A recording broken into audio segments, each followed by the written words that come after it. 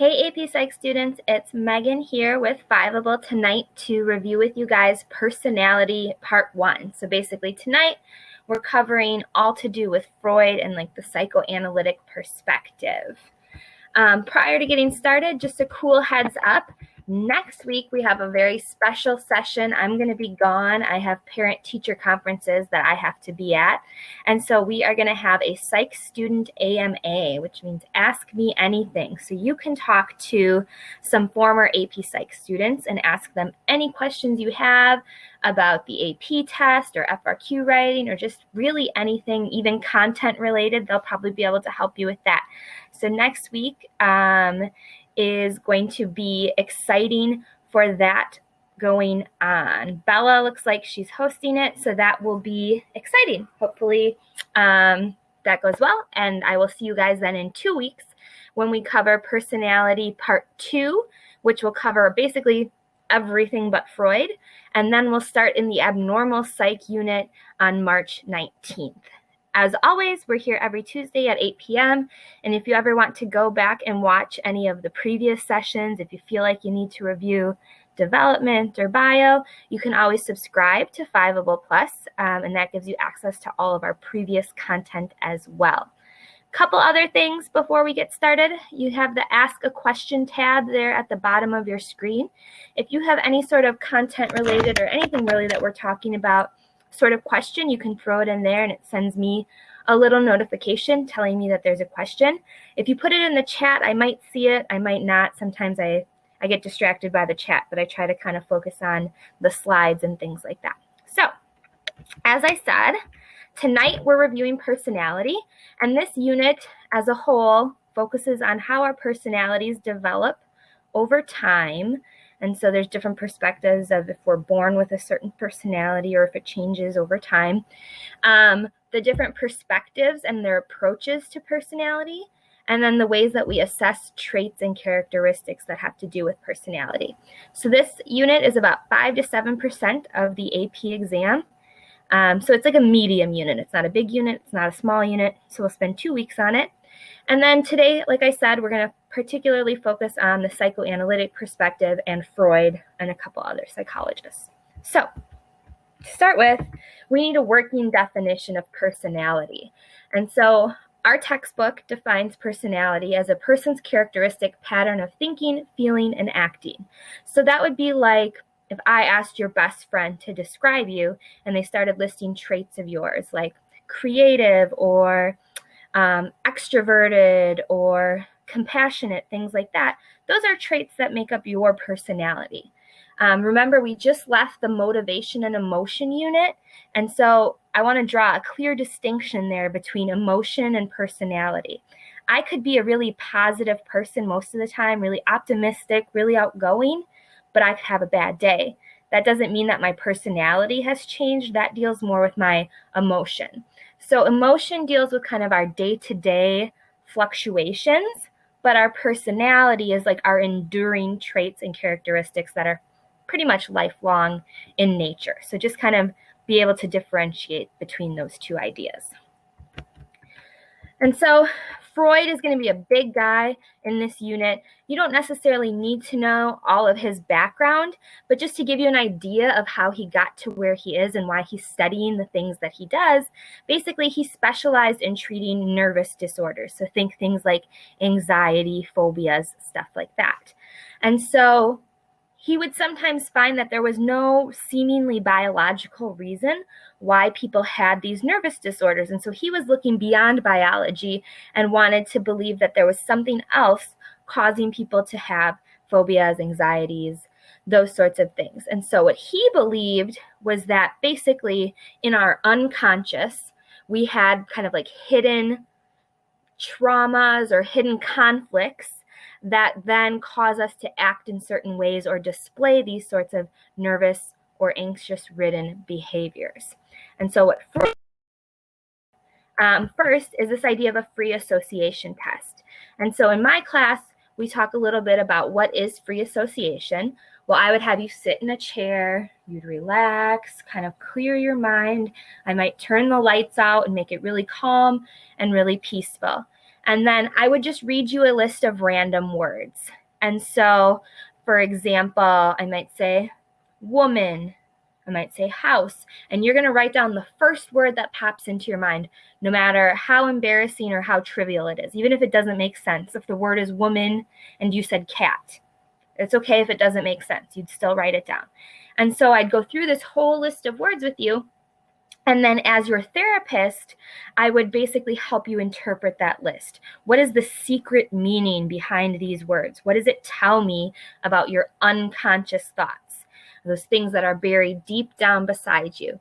And so psychoanalytic psychologists believe that using this free association technique leads us to a path of our unconscious minds.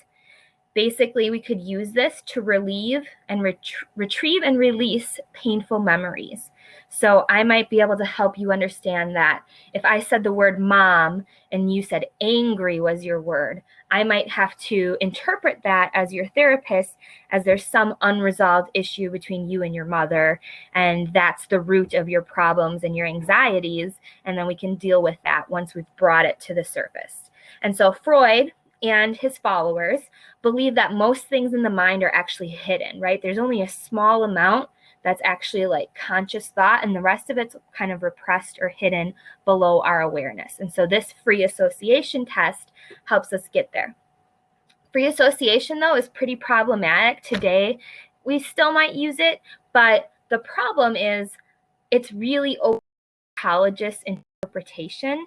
And so it's really biased and it's really subjective, right? I could say that, like Freud, for example, might think that a gun references a penis, right? He's kind of obsessed with some of those psychosexual ideas. And so he might interpret your things in a really different way that actually have no bearing or no meaning on your life. And so it's a difficult topic to use because of how kind of wishy-washy, I guess it is, with the interpretation. And this, a lot of this stuff that we're talking about with tonight with Freud is going to be historical. Today, we don't necessarily believe it, but you need to know it because it lays the groundwork for other things that we're going to talk about. And so with free association, Freud and others often, we often joke that Freud was like obsessed with his own mother, but he often thought that a lot of our hidden conscious thoughts had to do with like suppressed trauma or anxiety or anger towards our parents. And so does this actually release our hidden feelings, or is it just a really arbitrary list? And I guess that is up for debate, I would say. And so getting at this idea of what I said with Freud and most of our mind being below the surface, there's this iceberg analogy that you need to familiarize yourselves with. It's hard to see on here, but there is a line that's supposed to represent the water. So right under thoughts and perceptions, you can kind of see it's like faintly blue. That's the water surface. And so we would say that Freud's idea of what our mind looks like is kind of like an iceberg. You know that an iceberg, only a little bit of it is above the surface. The rest is kind of buried down underneath. And so our conscious awareness is the part of the iceberg that sticks out of the water. And that's our like thoughts and perceptions. It's what I'm currently thinking about right now. It's the sensory input that I'm perceiving right now. It's the things that are happening and I'm consciously processing and thinking about. And then Freud would say that we have a pre-conscious level. It's just below the surface. And so if I stick my head and look down in the water, I can see part of the iceberg yet, right? I might not see it all, but that's that pre-conscious level. It's just below the surface. And so our pre-conscious level is made up of memories and stored knowledge. So if I'm taking an AP test, that's my stored knowledge. I'm not always conscious or aware of it, but when I need that information, I can reach below the surface of the water and bring it up. Just like a memory or things like that. A little bit lower, but still at that pre-conscious level are kind of like our fears and our doubts about ourselves. We don't always actively think about them or consciously process them, but they're there and they can get brought up to the surface and bubble up if a situation like brings those things out. And then the deepest level, the part of the iceberg that we can't ever see unless we have like special submarine or something like that to go down below is our unconscious thoughts. And so that's a big part of the iceberg, according to Freud. And what we bury down there in the deep, deep unconscious level is things like selfish motives or aggressions or socially unacceptable desires. Basically things that we're kind of taught that would be harmful if we brought them up. And so we keep all of those things buried down and try to ignore that they're there. And so because they're at the unconscious, we may not even know that they're there. But according to Freud, those sorts of aggressive motives and desires could be what's driving our behaviors. We just don't know it because it's an unconscious level or an unconscious drive. Okay. Hopefully that makes sense. I really like the iceberg analogy because I think if you think about how an iceberg is structured, this is pretty helpful. And so we have another iceberg. So if you continue to imagine this conscious level, preconscious level, and unconscious level, Freud said that then our personality is made up of three components: the id, the ego, and the superego. And it is the id, don't say ID, it's id. And each part of this has to do with different parts of our personality. And I usually give my students a worksheet, but I'll just go through some of the examples with you out loud. But basically, the id, as you can see in this iceberg, is buried and it's unconscious. So that's the stuff that we're not necessarily aware of or that we don't actively act on. And so the id is what's responsible for in life our basic drives. It enables us to survive, to reproduce, to be aggressive. And it's all about immediate gratification. And if you've ever seen some of those old school cartoons where a main character's contemplating doing something good or bad, and the devil pops up on one shoulder, the id is sort of our devil. It's telling us to do the bad thing, to give in to temptation. And little kids basically are all id, right? A little kid under the age of about 4 doesn't have much self-control. They speak what's on their mind, whether it's rude or embarrassing. And so the id is really at first the biggest part of who we are. It's how we act out. But then as we get older, we develop our superego, which develops around 4 or 5 years old. And our superego is our moral compass. It's our conscience. It's how we should act. And so if the id is the devil on this shoulder, the superego is the angel that pops up on this shoulder, telling you to do the right thing, to be perfect, to be good, to strive for perfection, that sort of thing. And so those two make up two halves or two chunks of our personality. One's telling us to give in and be bad. One's telling us to be good. And so the ego then is our reality. It's who we really are. It's how we balance the id and the superego. We try to make our id happy, right? We sometimes give in to some temptation. We do things that bring us pleasure, but we do so in ways that are realistic and that hopefully won't harm our future long term. And so our ego is the balancing act between the two. It's the middle of the angel and the devil. And our ego is also sort of that conscious chunk of the iceberg that pokes out of the water that deals with our perceptions, our thoughts, our judgments, and our memories.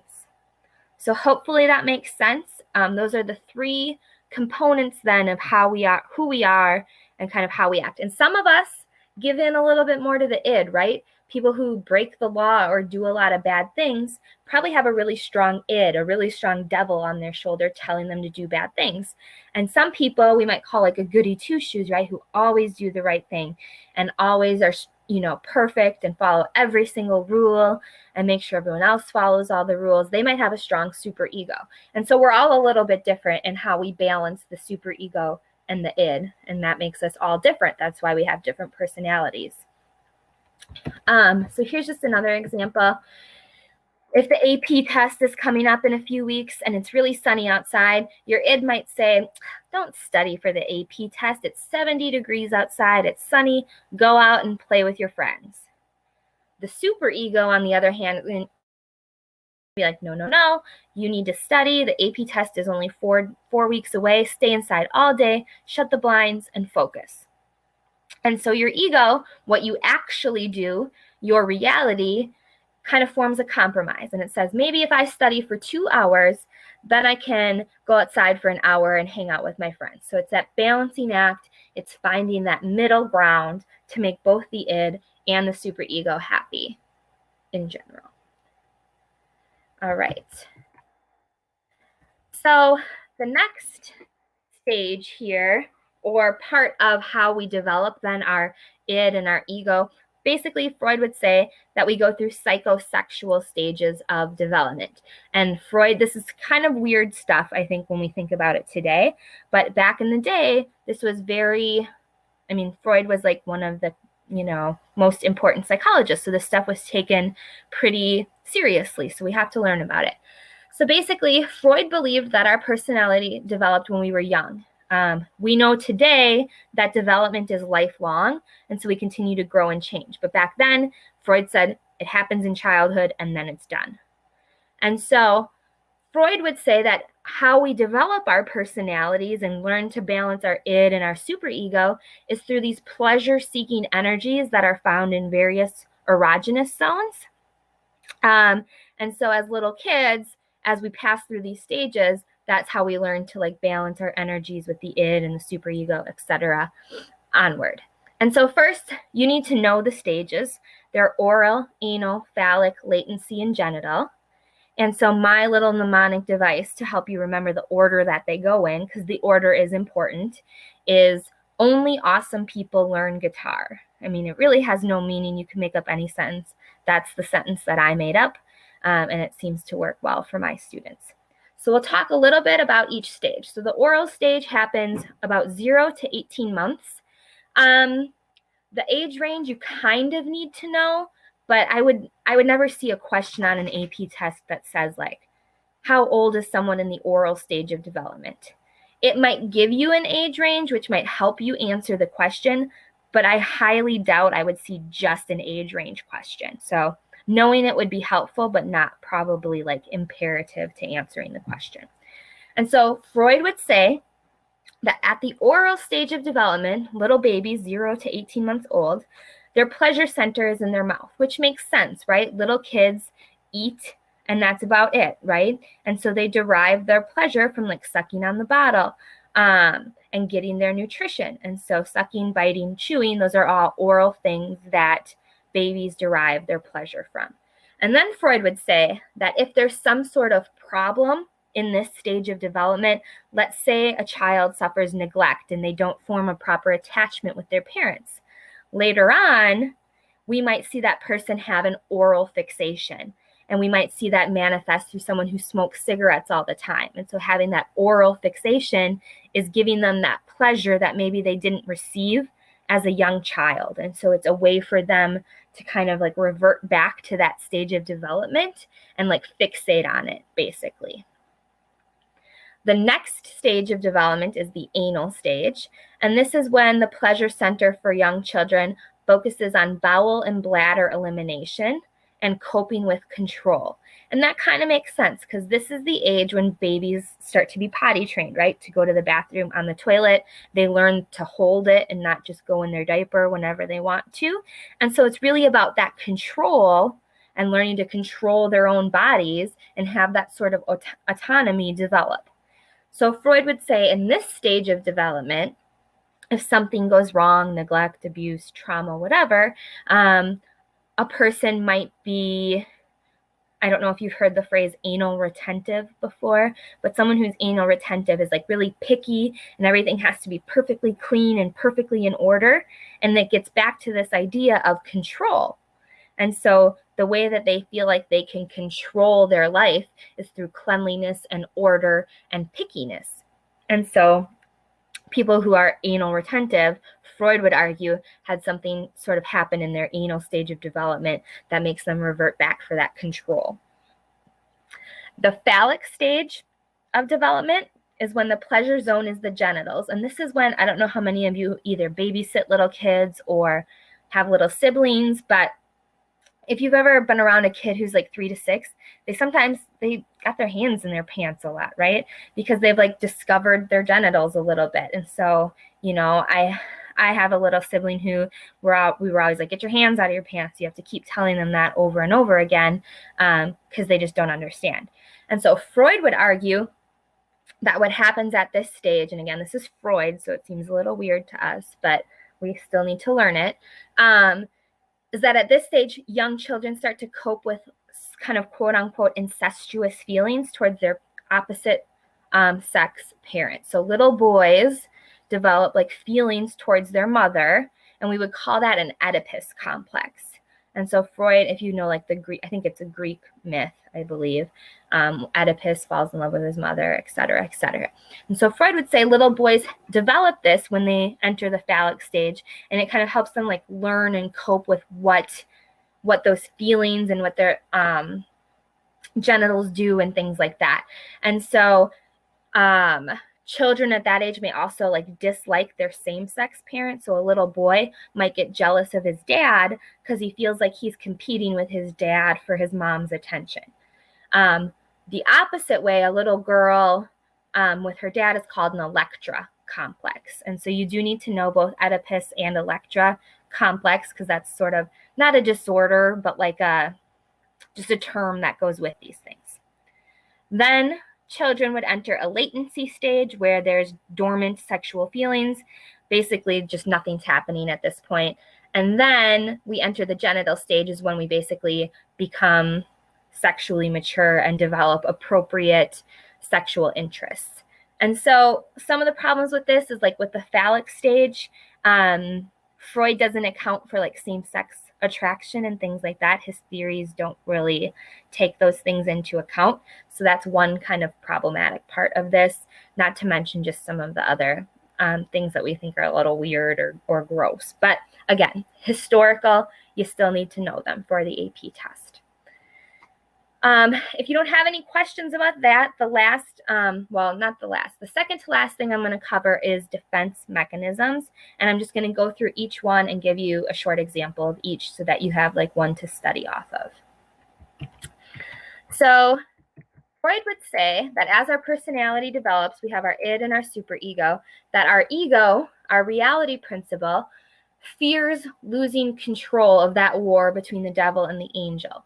And so sometimes when we feel like we're losing control and we become anxiety-ridden, we protect ourselves with these things called defense mechanisms, which are basically tactics that distort reality in order to reduce or redirect our anxiety elsewhere. Basically, it's something that we do in our own heads to make us feel better because we're worried about this balancing act that we're doing between the id and the superego. And so the first terms that we're going to talk about are regression and reaction formation. And so regression is reverting to a more infantile stage. So that links back to those psychosexual stages that we were just talking about, someone who reverts to like an earlier stage of development. And then basically your energy, if you're regressing, is focused on whatever psychosexual conflict you're in. And so if you know what the word regress means, to go back, this should be kind of easy to remember. And so, an example of somebody regressing to the oral stage of development, maybe like a kindergartner on their way to school and they're stressed out because it's their first day of school and they're nervous, they start sucking their thumb. They've regressed back to this earlier stage that gives them comfort to help cope and deal with their current situation. And that's basically the gist of it. Another example may be someone who, even an adult, like I still have like my childhood teddy and blanket. And sometimes if you're just having a bad day, you need to hold that thing for comfort. It's almost like you're regressing back to an earlier, simpler time to help you kind of cope and deal with whatever the current problem is. Reaction formation is another defense mechanism, and that's when we switch our unacceptable impulses into their opposite. So let's say you're mad at your friend because they didn't pick you to be on their team in gym class. I don't know if that upsets teenagers or not, but we're going to say that that upsets you. You didn't get to be on their sports team in gym class. So instead of being angry at them and telling them off, you're over exaggerating how friendly you are to them. You're like, oh my gosh, you played so great today. Good job, Catherine, blah, blah, blah. And you're acting like super friendly and super caring towards them, even though you're actually really pissed off at them.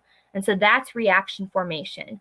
We take whatever we're feeling and we go way in the opposite direction with it. And we like over exaggerate our feelings and our emotions to cover up this fact that we're angry or jealous or whatever it is that's going on. Projection is the next defense mechanism.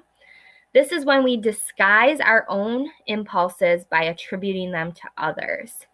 And so a person who commits infidelity, let's say you cheat on your significant other, and then you're paranoid about being cheated on. So you accuse your significant other. I know you cheated on me. I saw you texting this boy, blah, blah, blah, blah, blah.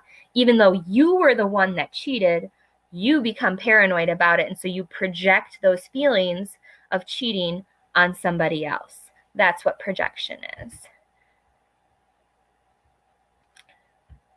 Looks like we have a question here about reaction formation. So I'm going to go back to that for a second here. And so the question asks, is reaction formation like sarcasm? I would say not necessarily, because you don't know. It's sort of like an unconscious thing. You're trying so hard to hide this feeling of anger or sadness or whatever, that you're trying to mentally convince yourself that you're actually happy and you're fine and you're great. And so you're not trying to come off as like sarcastic or rude. It's more of the fact that you're trying to convince yourself internally that everything's great, everything's fine, I'm happy, like that sort of thing. So you're not actively like being sarcastic or rude. It might come off that way if you're like super extreme in it, but it's more so done for you as a way for you to handle that feeling of anger or stress or whatever. Good question. We talked about projection a little bit, so kind of putting your own feelings and emotions, but putting them on someone else.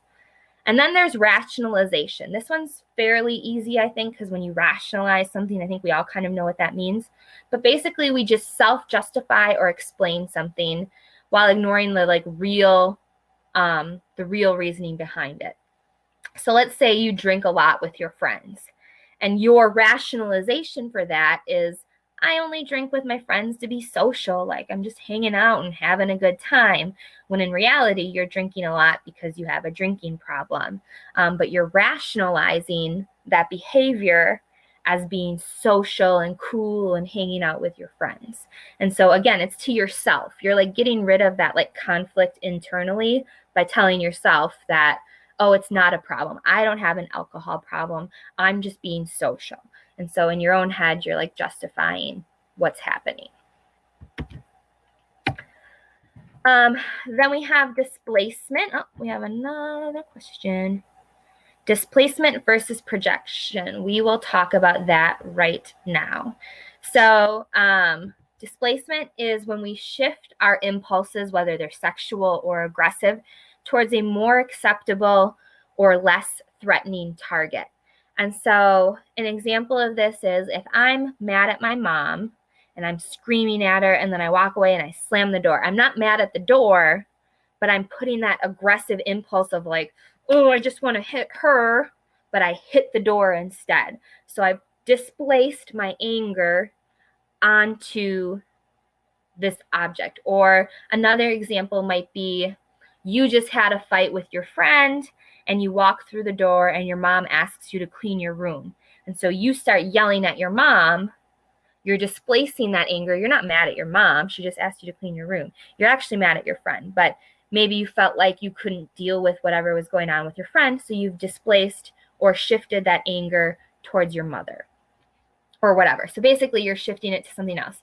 Hitting a punching bag instead of hitting someone in the face. You're displacing that anger elsewhere. Whereas projection is more of your own thing that you did wrong. You're trying to blame it on someone else to make it seem like everyone else does this bad thing too. Oh, I just stole a piece of candy. Everybody steals a piece of candy. You must be a thief too. And you're like projecting the behavior of being a thief on everyone else. So that's kind of the difference between displacement and projection. Good questions tonight. And if that didn't make sense, let me know. I feel like I explained it, but sometimes if it makes sense to me, it might not always make sense. So let me know. Sublimation, this one is tricky, and I don't have a lot of good examples for it, but it's when you transfer an unacceptable impulse into a socially valued motive.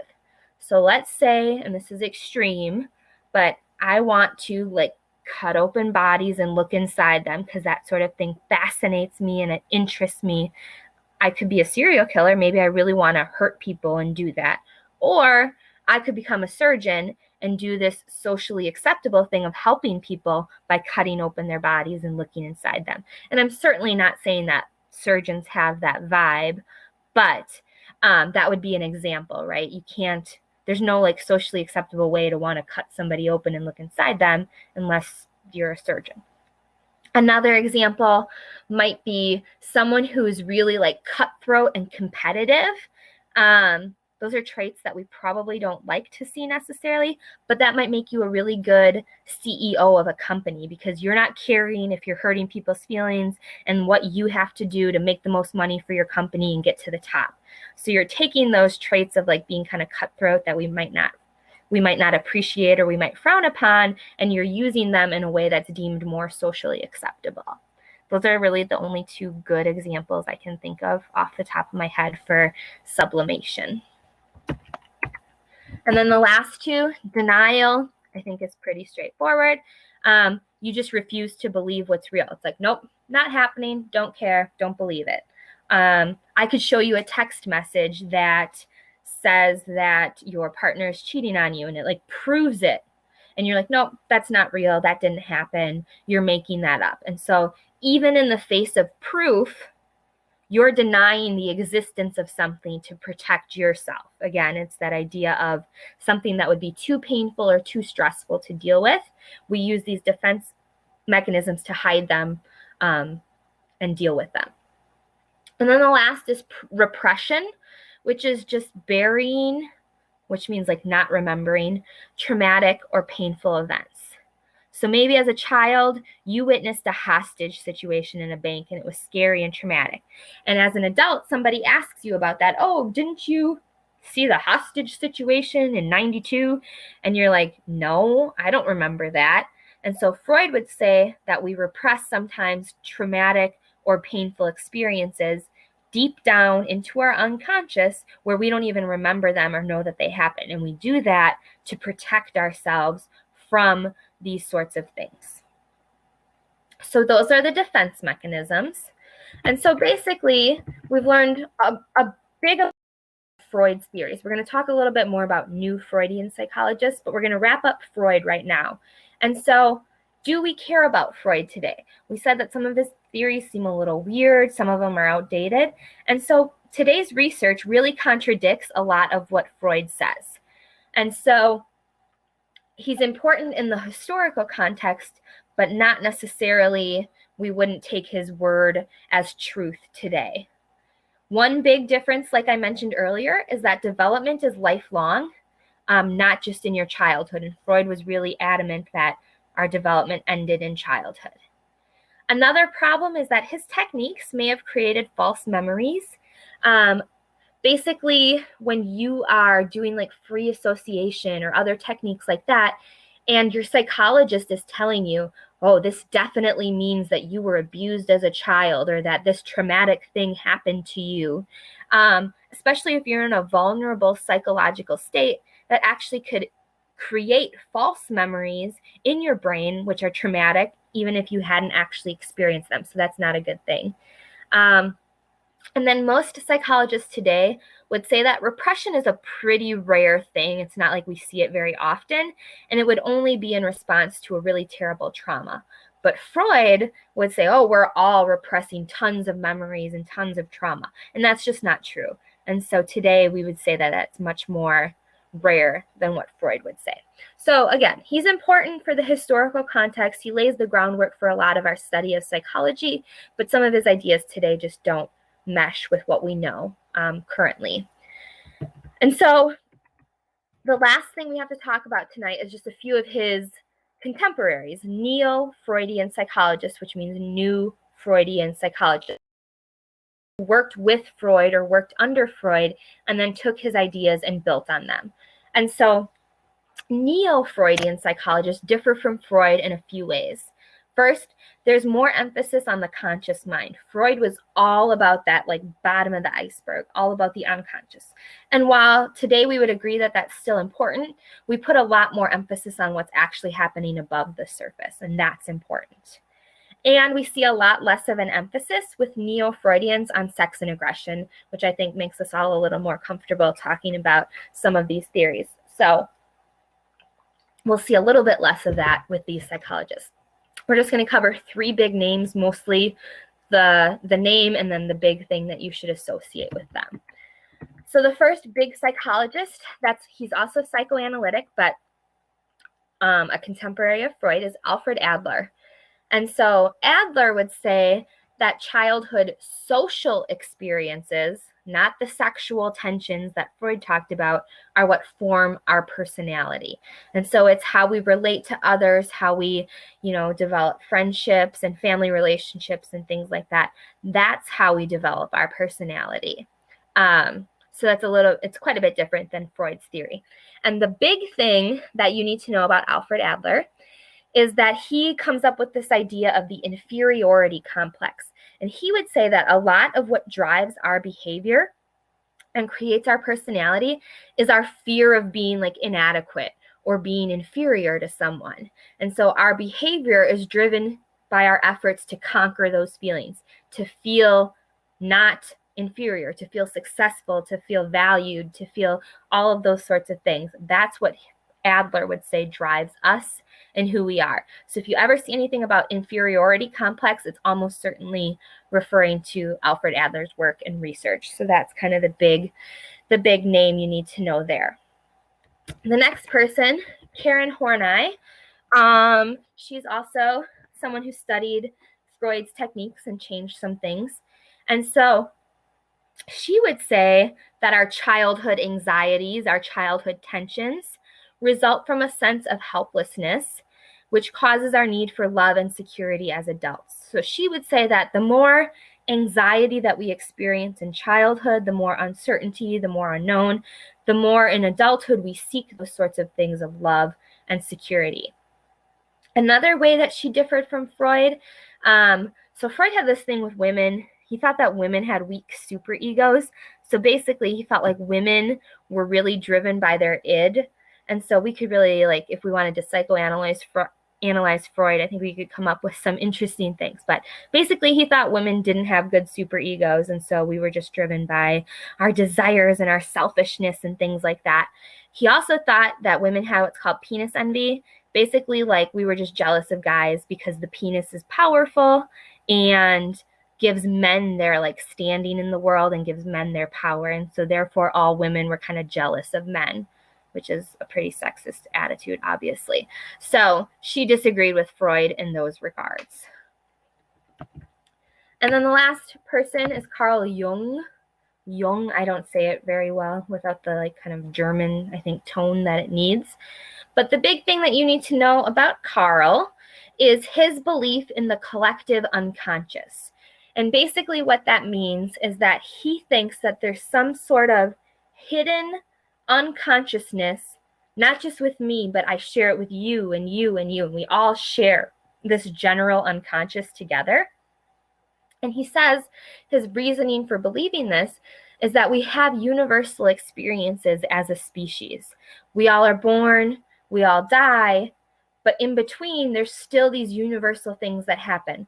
Basically, all cultures have some form of spirituality, even though if we look historically back at how spread out around the world these different cultures were, and they would have had no communication, there's still this deity or spirituality that exists. And so Carl Jung would argue that that comes from our collective unconscious. We have some sort of shared, hidden sort of consciousness that contributes to all humans. And so we get that from that shared pool of unconsciousness.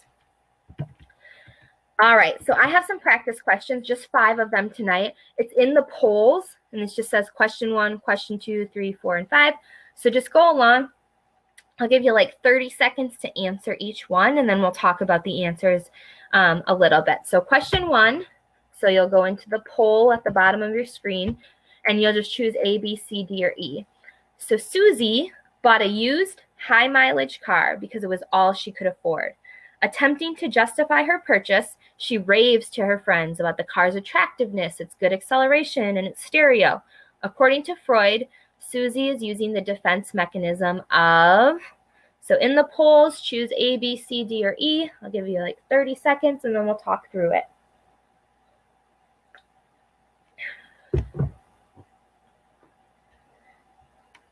And it is anonymous in the poll, so don't feel ashamed if you don't know, just take a guess.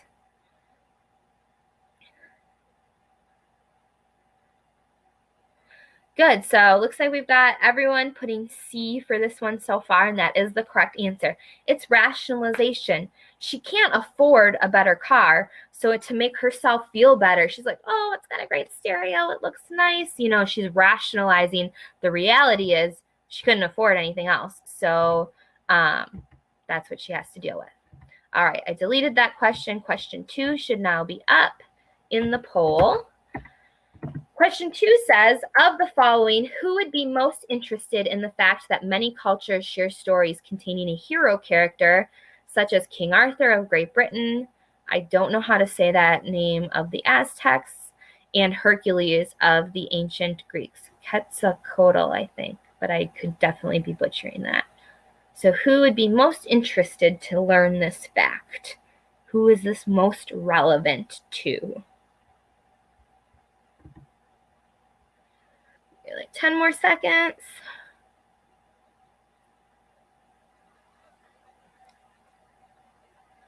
Yeah, you guys are rock stars. A, Carl Jung is the answer because, again, this collective unconscious, even though these are different cultures from all over the world who had no means of communicating with one another, we see this superhero sort of godlike storyline that develops. And so he would argue that that means we have some sort of collective unconscious that we share.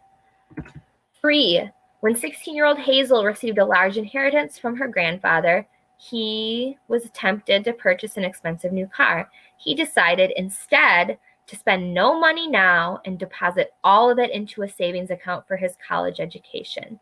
Hazel shows signs of a weak collective unconscious, strong collective unconscious, weak id, strong superego, or weak ego. Question 3 in the polls. Got a few votes, give you like 10 more seconds.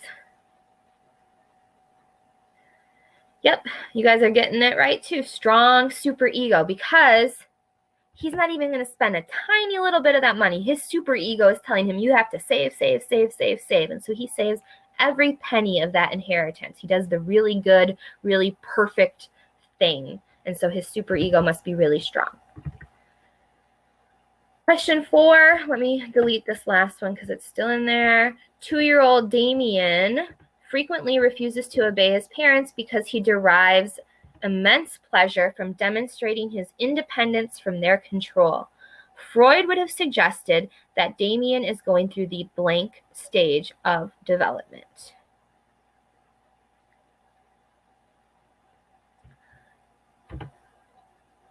Got 1 vote in. I'll give you a few more. This is a little bit of a harder question, I think.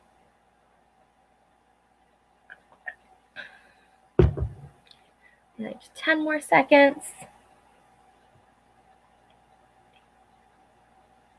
Yeah, B, anal stage of development, because it's all about control, and he wants to exert and show and prove to his parents that he can have that control. And so he derives pleasure from that. That's that psychosexual idea.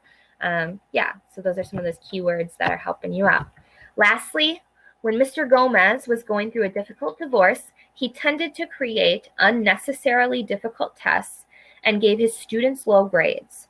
A psychoanalyst would say that Mr. Gomez's treatment of his students is an example of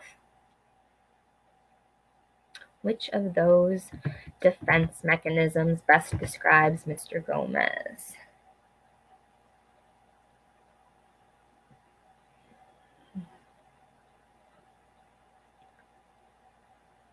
Good. Yeah, the answer here is A, displacement. So this is maybe a little bit of a trickier one. So clearly, if he's going through a difficult divorce, we can kind of assume that he's like angry or upset. And so instead of taking his anger and upsetness out on his soon-to-be ex, he's taking it out on his students by giving them hard tests and bad grades. So he's displacing those feelings of anger and putting them on his students. So that kind of wraps up new stuff for tonight, just to kind of highlight what I think you need to know. I think the hardest, or one of the hardest parts about this unit is that there's just a lot of stuff. You have to remember 8 different defense mechanisms and be able to keep them straight. You have to remember the 5 different psychosexual stages of development. And so whatever sort of mnemonic you can use, only awesome people learn guitar, or whatever examples that you can come up with for defense mechanisms, I think are really going to help you keep all of this material straight. Next week, like I said, you're going to have an AMA with one of our student interns, which is going to be awesome. And then the following week, we'll finish personality. We'll do some more practice questions, and I might even have a practice FRQ for us to go through. And again, as always, if you want access to old content, make sure you join Fiveable Plus, subscribe, and make sure you sign up for sessions. Otherwise, I will see you guys in 2 weeks, but Bella will be here next week to do your AMA. Have a good night.